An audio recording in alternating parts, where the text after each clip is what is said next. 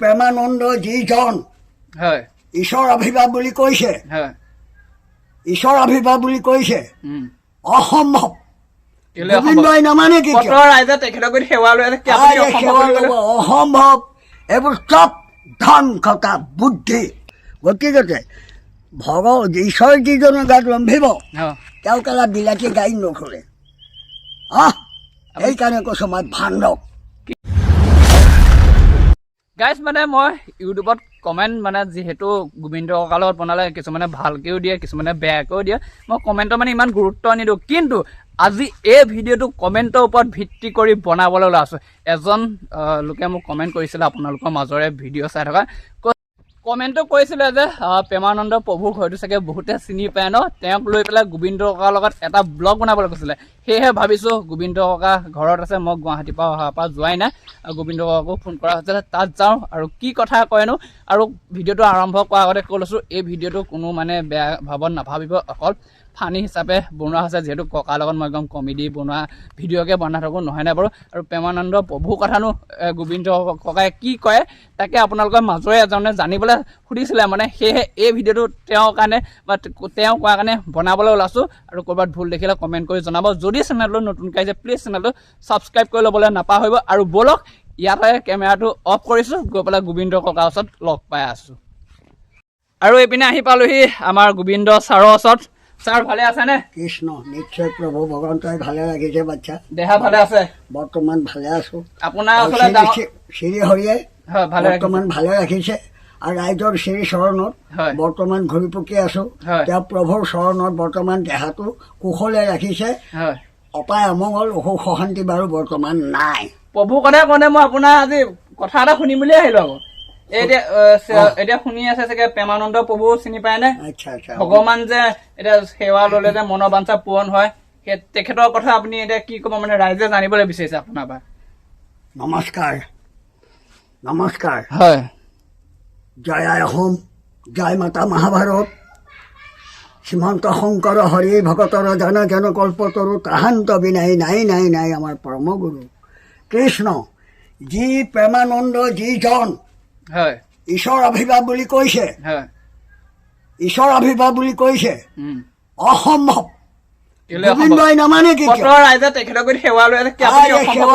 অসম্ভৱ। মই তেওঁৰ ওচৰত যাওঁ, এটা পৰীক্ষা কৰোঁ। সত্য যদি তেওঁৰ গাত ভগৱন্ত লম্ভিছে মই পৰীক্ষা কৰিম। এই পৰীক্ষাত যদি তেওঁ পাছ হয় তেতিয়া ক'ম যে হয় প্ৰেমানন্দৰ দেহত প্ৰেমানন্দৰ শৰীৰত ঈশ্বৰ স্থাপিত হৈছে বুলি। কাৰণ এনেকুৱা ধুমুহাই এনেকুৱা বানপানীয়ে বহুত বাও মাৰি আছে, এনেকুৱা বানপানীয়ে বহুত বাও মাৰি আছে। ইমান সহজ নহয় এই কলি যুগত এজন নৰ মনুষ্যৰ গাত যে ভগৱান ফটকে স্থাপিত হ'ব, ফটকে ভগৱান আহিব। মই প্ৰধান গোবিন্দ মাৰিব পাৰে মানুহে, প্ৰমাণ লাগিব। এতিয়া ধৰা এতিয়া আমি সত্ৰত গৈছোঁ, সত্ৰলৈ গৈছোঁ, সত্ৰ অধিকাৰ গোসাঁইক আমি সেৱা কৰিছোঁ। ক'ৰবালৈ গৈছোঁ, আমাৰ যিজন শৰণীয়া গুৰু তেওঁকো আমি সেৱা কৰিছোঁ, তেওঁকো আমি মান কৰিছোঁ। তেতিয়াহ'লে আমি আজি সত্ৰত গৈছোঁ, অধিকাৰ গোসাঁইৰ ওচৰলৈ গৈছোঁ সত্য। কিন্তু তেওঁ গাত ভগৱন্ত আছে বুলি নহয়। আমি কিয় গৈছোঁ? যে আমাৰ এজন শ্ৰেষ্ঠ গুৰু, তেওঁ আমাক জ্ঞান দিয়ে, তেওঁ আমাৰ ঈশ্বৰমুখী কৰে, ঈশ্বৰক ক'ত পাই তেওঁ দেখুৱাই দিয়ে। এই বুলিহে আমি তেওঁৰ ওচৰত শৰণাগত হৈছোঁ। ডাইৰেক্ট আজি তেওঁ নকয় যে মোৰ গাত ভগৱান আছেও মোক সেৱা কৰ, নকয়, কেতিয়াও নকয়। মই এইটো অসম্ভৱ। মোৰ কোনোবাই যাব পাৰে। এতিয়া সিদিনাখন বৰমাজানত তিনিগৰাকী নে চাৰিগৰাকী 5গৰাকী আই গাত বোলে গোসাঁনী জোৰাইছিলে। ক'ল কেলা মিছা বগা ঘোঁৰা এটা আনি সেইখন গোটেই হুলস্থুল, তাতো গৈ মানুহ কেলা দীঘল দি পৰিছেগৈ। হাই তাৰপিছত কি হ'ল? ধৰা পৰিল। এইবোৰ চব ধন ঘটা বুদ্ধি। এতিয়া আপুনি প্ৰেমানন্দ গুৰুৰ বিষয়ে কি ক'ব, প্ৰভুৰ বিষয়ে কি ক'ব? যিহেতু এই চবেই ৰাইজে বিশ্বাস কৰে, ধুনীয়াকৈ সেৱা লয়গৈ, সেৱা লওক। ৰাইজে সেৱা লৈছে, ভাল পাইছোঁ। কাৰণ কিয় ভাল পাইছোঁ? ইজনে সিজনে সেৱা কৰাটো কোনো ডাঙৰ কথা নহয়। সেৱা কৰাটো কৰ্তব্য। মই এতিয়া কোনোবা এজন ভকতক লগ পালোঁ, পাই পেলাই কৃষ্ণ, সেইটো সেৱা হয় নহয়? হয়তো হয়। ঠিক তেনেদৰে কিন্তু তেওঁ গাত যে ভগৱান একেবাৰে স্থাপিত হয় বিষ্ণু ব্ৰহ্মা আৰু শিৱ এইবিলাক যে তেওঁ গাত স্থাপিত হৈ জাগৰণ হৈছে বুলি মই নামানো। মানিম, মোক প্ৰমাণ দিব লাগিব, প্ৰমাণ দিব লাগিব। কেলে আজিৰ যুগৰ মানুহ কি আছে? ময়োতো আজিৰ যুগৰ মানুহ, ময়ো বৰ হেৰি যুগৰ নহয়, ময়ো আজিৰ যুগৰ মানুহ।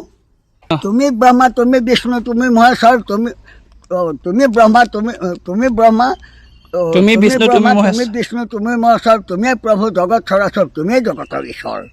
গতিকে ঈশ্বৰ যিজনৰ গাত ৰন্ধিব তেওঁ কেলা বিলাতী গাই নুঘূৰে। সেইকাৰণে কৈছো মই ভাণ্ডক। কি ক'ব বিচাৰে মানে কোন বিলাতী ক'বা ৰ'বা, বিলাতী গাই মানে সৰু সৰু কেলা ভিয়াবি গাইবিলাকে লৈ ধনীবিলাকে কেলা লৈ ফুৰে, আমি যে ঘূৰি ফুৰো সেইবিলাক।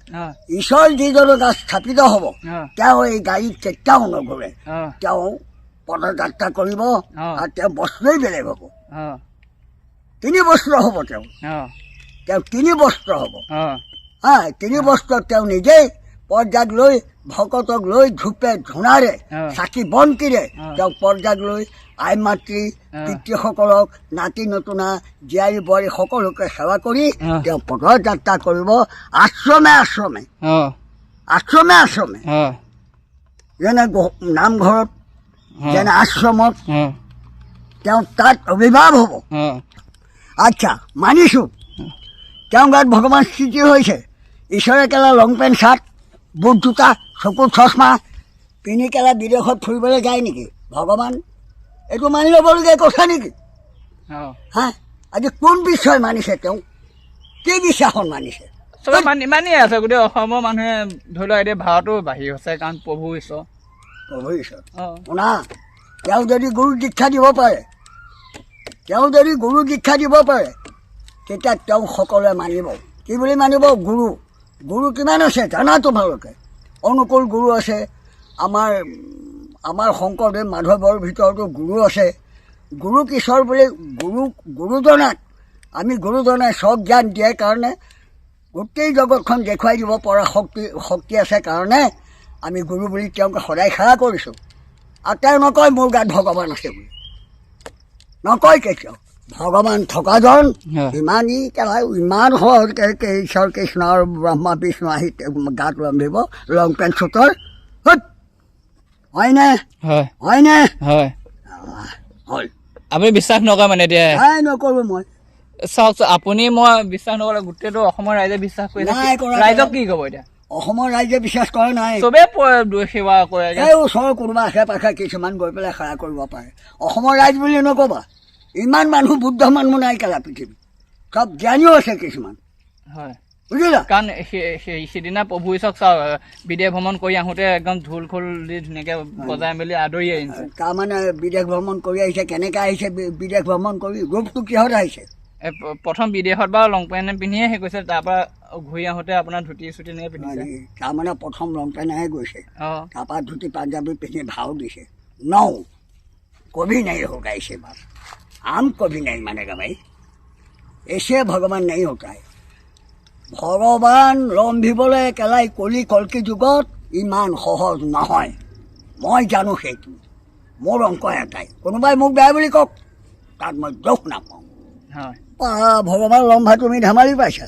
বাবা, ইমান সহজ। মহান মুনিয়ে শতযুগ ধ্যান কৰি শুকান গছৰ পাত চুবাইও ভগৱন্তক লগ পাবলৈ টান হৈছিলে। কিন্তু বহু কাল যত্ন ভোগ কৰি নিজান জেগাত পাহাৰে পৰ্বতে দেও মনীষৰ মাত নাই, ক'তো শব্দ নাই। কাৰণ মুনিসকলে কোনোবাই শিৱ ধ্যান কৰিছে, কোনোবাই ব্ৰহ্মা ধ্যান কৰিছে, কোনোবাই বিষ্ণুক ধ্যান কৰিছে। কত যুগ হাড়কেইডালহে আছে, মাংস বুলিবলৈ নাই। শুকান গছপাত হ'লেও চুবাই তেওঁ আৰাধনা কৰিছিলে, তেওঁ পাবলৈ টান হৈছিল। তাৰপিছত গৈ তেতিয়া দেখিছে প্ৰভু ভগৱন্তই, শিৱই হওক বিষ্ণুৱে হওক ব্ৰহ্মাই হওক, তেতিয়া তেওঁৰ আৰাধনা স্থিতি হৈ তেওঁলোকক দেখা দি আলাপ কৰিছিলে। এতিয়া মানুহে কেলা ঘপ আপোনালোকৰ তেতিয়া দিনত এনেকুৱা ভগৱান আছিলে নে এনেকুৱা শুনিছিলে নে প্ৰভু ঈশ্বৰ তেনেকুৱা আছিলে আমি নাই পোৱা আমাৰ জীৱনত নাই পোৱা আমাৰ জীৱনত মুনিসকলে কৰিছিলে ধ্যান অঁ মই ক'লো নহয় এজন ভকতে গুৰু শৰণাগত হোৱাৰ দিনৰ পৰা গুৰুৱে যেতিয়া তেওঁক আকৌ গুৰু বনাই পৃথিৱীলৈ পঠিয়াইছে তেতিয়াৰ পৰা তেওঁ ঈশ্বৰ ধ্যান কৰিছে গোসাঁই ঘৰ বনাইছে নামঘৰীয়া হৈছে যাৰ যি শক্তি সেইমতে কৰিছে সেইমতে কৰিছে আকৌ তেওঁ কি বুলি মানিবলৈ গৈছোঁ আমি যে এই এজন গুৰু এতিয়া মন্দিৰত পূজাৰীজন থাকে মন্দিৰততো এজন পূজাৰী থাকে হয়নে সেই পূজাৰীজনক আমি কিয় গৈ পেলাই সেৱা কৰিছোঁ যে তেওঁ এজন গুৰু তেওঁ আজি এভাগ আশ্ৰমত নামঘৰতেই হওক সত্ৰতেই হওক তেওঁ আজি ঈশ্বৰৰ ভজি আছে তেওঁ গুৰুক লাভ কৰিছে প্ৰভু ভগৱন্তক আমি আকৌ গৈ তেওঁক সেৱা কৰিছোঁ সেইটো ফল আছে তেওঁ বেলেগৰ পুঁজি আছে যিহেতু তেওঁ যিহেতু এজনক অধ্যয়ন কৰি আছে কাৰ কাৰণে কৰিছে নিজৰ কাৰণে নহয় বিশ্বৰ কাৰণে তেওঁ কৰি আছে যে জীৱক উদ্ধাৰ কৰা এই বুলিহে তেওঁ চাকি মন্দিৰ গছ দি ডেইলি আৰাধনা কৰি আছে সত্ৰতেই হওক মন্দিৰতেই হওক য'তেই নহওক তেওঁ নিজৰ স্বাৰ্থলৈ নকৰে কেতিয়াও এতিয়া আমাৰ নামঘৰীয়াজন আমিতো নামঘৰীয়া ৰাখিছোঁ পুৱা গধূলা চাকি মন্তি জ্বলাবলৈ সন্ধিয়া দবা কোবাবলৈ তেওঁ কি নিজৰ স্বাৰ্থৰ কাৰণে ঈশ্বৰ কৈছেগৈ নেকি যে মোকে ৰক্ষা কৰা প্ৰভু বুলি কৈছে নেকি নহয় যত জীৱতংগম উৰণ ভ্ৰমণ গজন বুৰণ সকলোৰ কাৰণে তেওঁ আজি বন্তি গছ নামঘৰত অৰ্পণ কৰি আছে হয়নে নিজৰ স্বাৰ্থত নাই কৰা তেনেহ'লে এই প্ৰেমানন্দ ভগৱানক ঈশ্বৰক আপুনি বিশ্বাস নকৰোঁ কোনোবাই কৰিছে কৰি থাকে কৰিম বিশ্বাস মই এটা প্ৰমাণ চাম ওচৰত পাই গ'লে যদি ক'ব পাৰে তেতিয়া তেওঁ মই কেলা 100 বাৰ পৰি সেৱা কৰিম কেনেকুৱা প্ৰমাণ এতিয়া কৰিব নোৱাৰিব নাই নকওঁ প্ৰমাণ চাম মই